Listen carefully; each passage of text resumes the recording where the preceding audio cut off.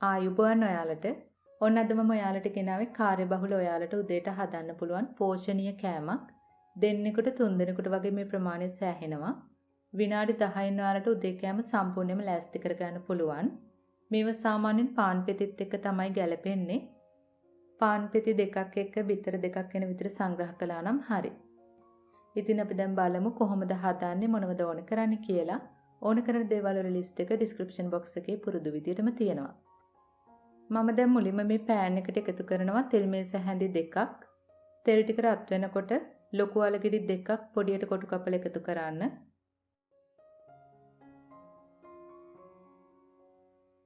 දැන් ඒකටම එකතු කරනවා රට ලුණු ගෙඩියක් chop කරලා එකතු කරන්න. ඔයාලගේ රස අනුව ලුණු කුඩු එකතු කරන්න.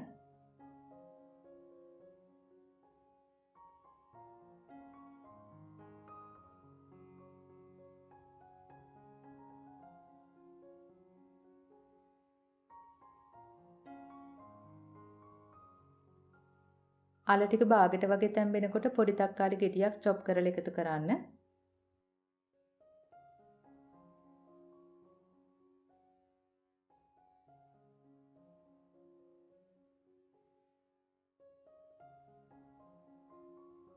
ඒ ටිකත් හොඳට මැලවෙනකොට මම එකතු කරනවා ගම්මිරිස් කුඩු තේ හැඳි කාලක්.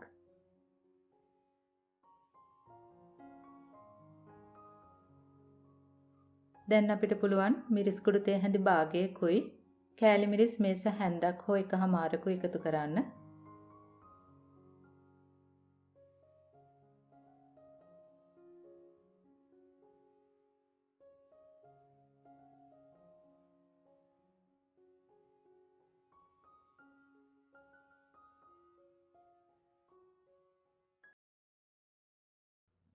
මේ වගේ හොඳට බැදුනාම මම එකතු කරනවා කරපිංච ඉත්තක්.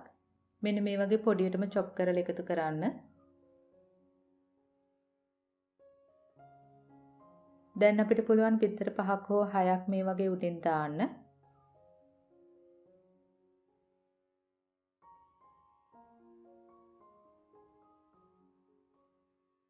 සරස ගන්න මම එකතු කරනවා අමු මිරිස් කරල් 5ක්, කරපිංච ටිකක්, ඒ වගේම රස වැඩි කරගන්න ලුණු කුඩු ගම්මිරිස් කුඩු එකතු කරගන්න.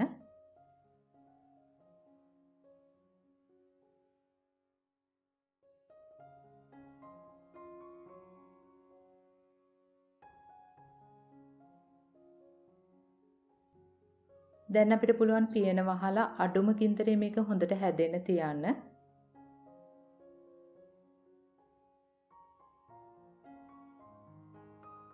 විනාඩි කිහිපයක් යනකොට මෙන්න මේ වගේ හොඳට බිත්තර ටික සෙට් වෙනවා. දැන් ඔයාලට කැමති නම් මේ තරමේදී ලිප් ඔෆ් කරන්න පුළුවන්. බිත්තර ටික තව ටිකක් හොඳට තැම්බෙන්න ඕන නම් තව විනාඩියක් දෙකක් තියලම ගන්නත් පුළුවන්.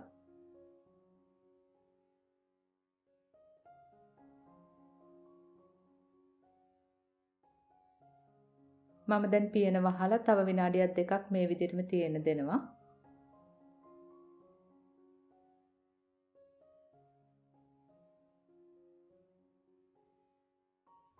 ඔන්න දැන් අපේ උදේ කෑම ලෑස්ති.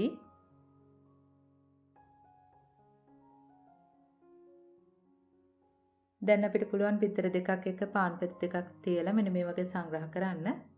ඉතින් හරිම පුංචි වෙලාවකදී ගොඩාක්ම ලේසියෙන් හදන්න පුළුවන් කෑමක්. ගෙදර හැමෝම කැමති වේවි. මේක ගොඩාක්ම රසවත් වෙනස්ම විදිහේ අත්දැකීමක් වේවි.